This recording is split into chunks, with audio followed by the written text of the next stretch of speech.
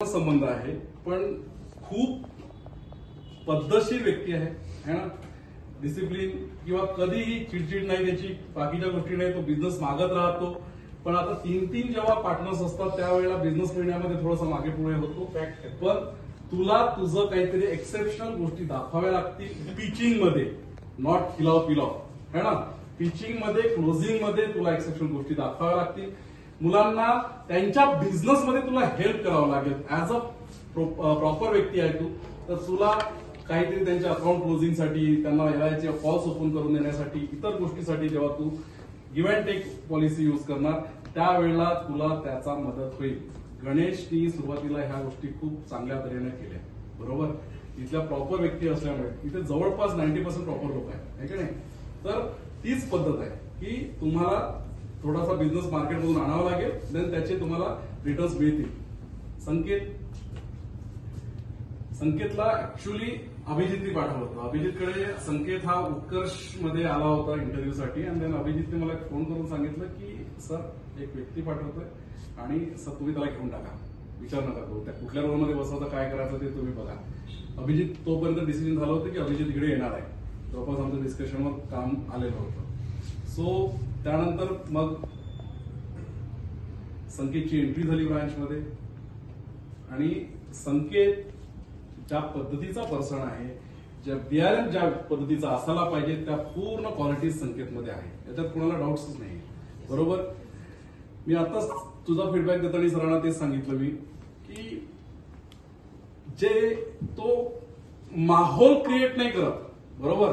जो माहोल आपण कोणी माहोल क्रिएट करतात आणि कोणी एमआयएसएस मध्ये परफेक्ट असतात, तो एमआयएसएस मध्ये परफेक्ट राहतो, बरोबर. त्याच्या प्रोसेसेस मध्ये, त्याच्या बाकीच्या गोष्टींमध्ये तो परफेक्ट आहे, बरोबर. तो असा एक व्यक्ती होता ज्याला माहित झालं की मला आयआरडीए कंपल्सरी आहे, मला एनआयएसएम कंपल्सरी आहे. जॉईन होण्याच्या 15 दिवसात त्यांनी दोन्ही एक्झाम कम्प्लीट करून टाकल्या पहिल्याच अटेम्प्टमध्ये. त्याला त्याच्या प्रोफेशनलिझमसाठी माहित आहे की त्याला हे करावं लागतं, हे असं करावं लागतं, ते तसं करावं लागतं. त्या प्रत्येक गोष्टी त्याला तशा त्या पद्धतीनं तो इम्प्लिमेंट करतो. त्याला कुठल्याही इन्स्ट्रक्शन द्या त्या सगळ्या पद्धतीने तो चांगल्या पद्धतीने करतो. संकेत, खूप सुंदर फ्युचर आहे तुझं, है ना. तू दुसऱ्या इंडस्ट्रीतून आला, काय आला ते वेगळी गोष्ट, पण तू बँकिंगसाठी बनलेला आहे आणि भविष्यात तू खूप चांगला डेव्हलप होशील. त्या पद्धतीनं तू स्वतःला अजून डेव्हलप कर. इथे वेळ दे ह्या ऑर्गनायझेशनला, इथे कारण वेळ मिळतो. बीआरएम सारख्या पोझिशनवर इतर ऑर्गनायझेशनमध्ये वेळ मिळत नाही, कळलं का. सो जसं आता थोड्या वेळात आपलं डिस्कशन झालं होतं, तू इथे वेळ दे, बऱ्यापैकी सरांसोबत काम कर, तुला प्रोसेसेस आणि इतर गोष्टीचं फुल नॉलेज येईल.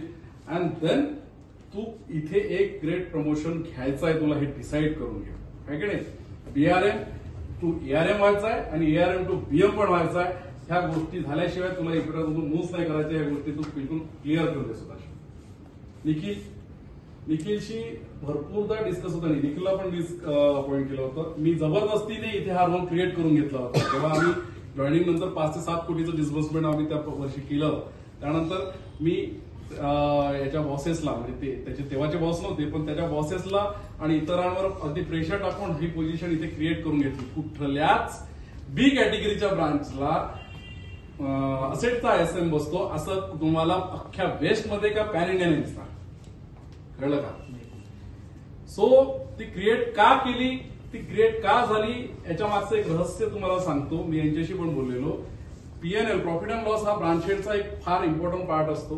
ब्रांचचा एक फार इम्पॉर्टंट पार्ट असतो. तो जेवढा पोर्टफोलिओ सांभाळतो ना, जेवढा तो पोर्टफोलिओ सांभाळतो, नवीन क्रिएशन वेगळी गोष्ट आहे, त्याला त्याची कल्पना कदाचित असेल, नवीन क्रिएशन वेगळी गोष्ट आहे, पण जो पोर्टफोलिओ तो आज सांभाळतो त्या पोर्टफोलिओ मधून जे इन्कम होतं त्याच्यातच आपली ब्रांच प्रॉफिटेबल असते. अदर तर भरपूर इन्कम्स आहेत, आपण लाईफ इन्शुरन्स मधून करतो, एटीएम्स आणि बाकी सगळ्या गोष्टीमधून, इंटरेस्ट मधून, इतर गोष्टीतून हे करतो. पण ज्या असेटचं इंटरेस्ट आपल्याला